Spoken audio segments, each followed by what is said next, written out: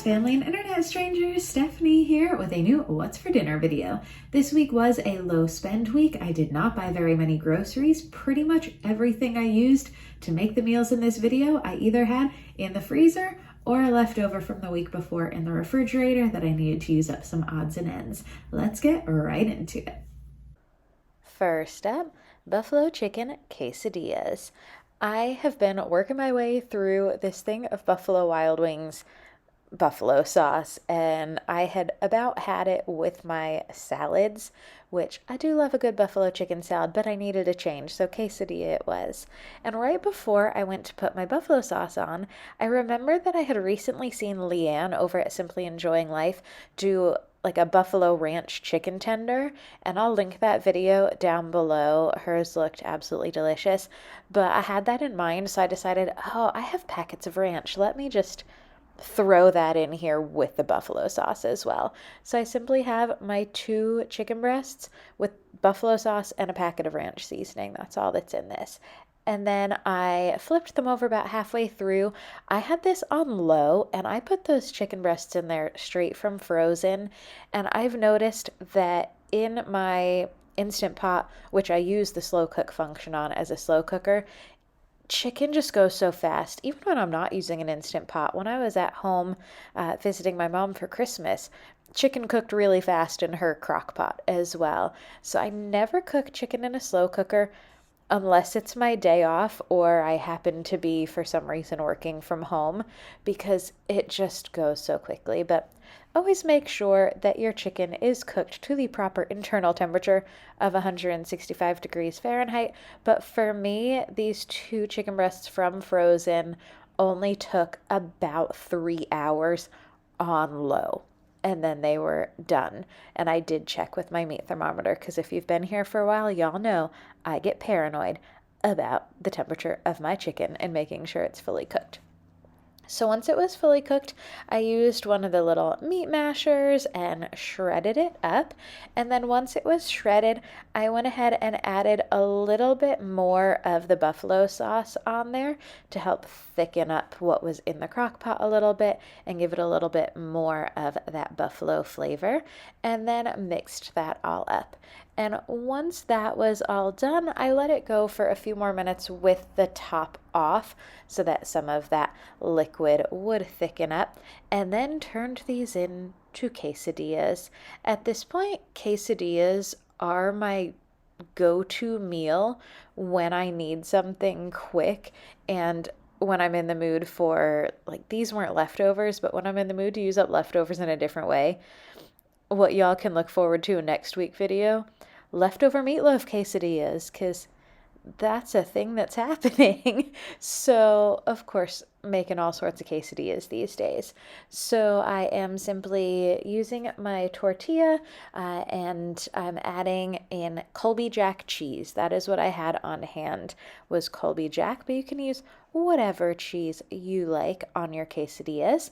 And then once I've got my cheese on there, I'm going to take out some of that chicken, put it on top. At this point, you could add more buffalo sauce. You could add onions to this, would be really good.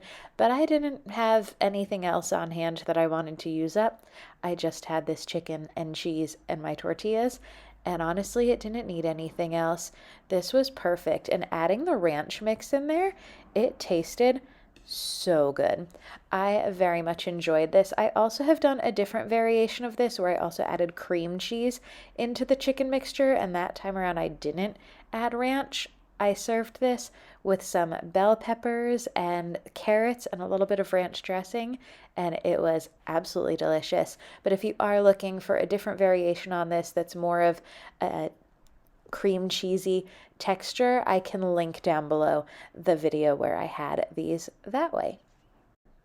Next up is some asparagus, chicken, and some of those chicken steamed dumplings, those BB-Go ones that I got from Costco that I love. So I am starting out with my asparagus. I've got some of that Kinder's The Blend seasoning and a little bit of extra virgin olive oil. And my favorite way to get things evenly distributed, shake it up in some Tupperware. So that's what I'm doing here, getting that seasoning evenly distributed over all of my asparagus. Then I grab a sheet pan and I lined it with foil so that I would not deal with the mess of the teriyaki sauce, because that always makes things look burned and it always leaves a sticky residue on the pan. So highly recommend using some foil if you are cooking with teriyaki sauce. So I had this chicken already cut up from when I had bought chicken the week before. Instead of putting it in the freezer, I knew I'd use it again. And I simply marinated it with the Sweet Baby Ray's sweet teriyaki sauce that I've also shown a few times recently, that and the buffalo sauce. I'm just going back and forth between those two sauces, trying to use them both up as much as possible so I can restock my condiments and get some different ones in my refrigerator. But if I don't use things up fairly quickly within a few weeks, they will sit there for months and months and months. Anyone else have that problem where if you use a condiment once and put it back in the fridge, it's gonna sit there? So anyways, I am just spacing out my chicken to make sure it's not overlapping too much so that it will cook evenly on my pan here. I put this in the air fry oven that I have on the air roast function.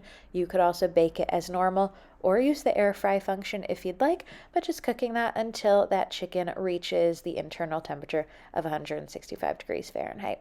That turned out perfectly cooked. Look at those little chicken bites. And the asparagus, I love a good roasted asparagus, and I cannot say enough good things about those Bibigo steamed dumplings. I love them so much that today one of my coworkers, today is when I'm recording this voiceover here, one of my coworkers came in and started to put their lunch away in the refrigerator, and I said, "Are those the Bibigo chicken and vegetable dumplings?"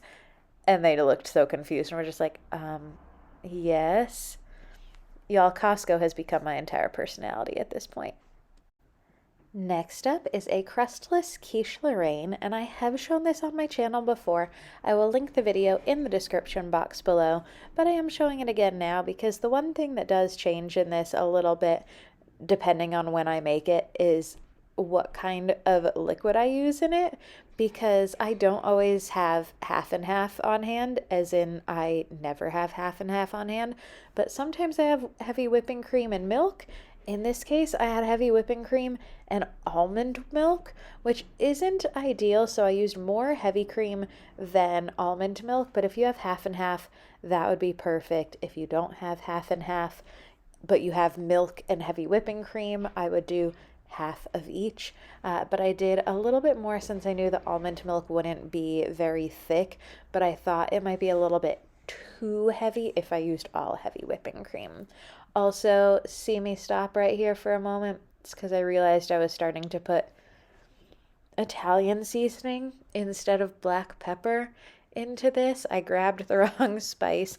Luckily, I realized it with only a couple little pieces of Italian seasoning making their way into this quiche. It did not make a difference. It was fine. And then I got it nice and light and airy after I added my salt, pepper, cayenne pepper, and nutmeg into this. I used a little immersion blender. That's not necessary. I've done it before with just a whisk, but I wanted to make it as light and fluffy as possible. And then I take a butter wrapper. This is my favorite way to grease a pan. I keep these in the freezer. If you are new here, I have shown this before, but I like to show it again every once in a while because it is one of my favorite kitchen hacks, is to keep a baggie of butter wrappers in my freezer and use it to grease my pans. Highly recommend that if you haven't been doing it. When I went home for Christmas, my mother had a nice big baggie of all of her butter wrappers that she learned from watching my channel. So what I'm doing here, I am adding to the bottom of my greased pan some cheese. I used Swiss cheese. I didn't have any grated Swiss cheese, so I had slices, had been on sale at Aldi, and I just cut up the slices into small pieces. I chopped up some green onion, and then I had already cooked this bacon. No, I am not putting my hand in a hot pan of bacon. This had cooled all the way to room temperature at this point.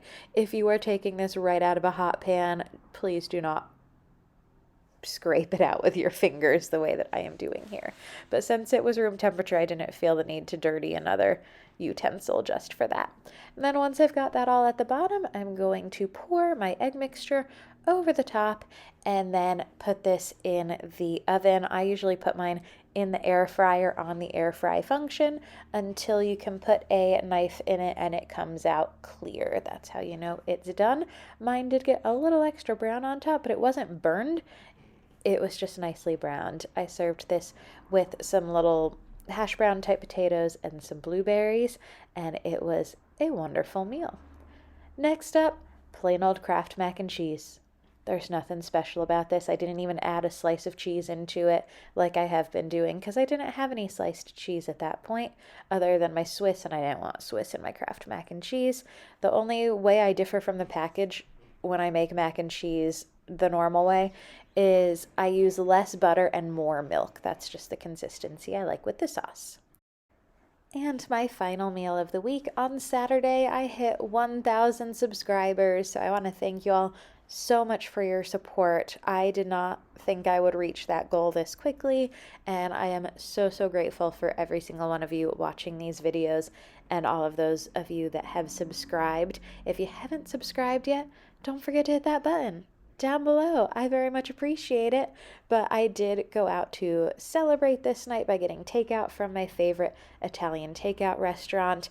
I didn't plan on eating out at all this week, but I felt like I needed to celebrate that achievement, and it didn't fall too far out of my low spend week because when one of my friends saw that I had hit 1,000 subscribers, she did such a sweet thing. She Venmo'd me a little congratulatory gift. So that covered most of my dinner, and I was very appreciative.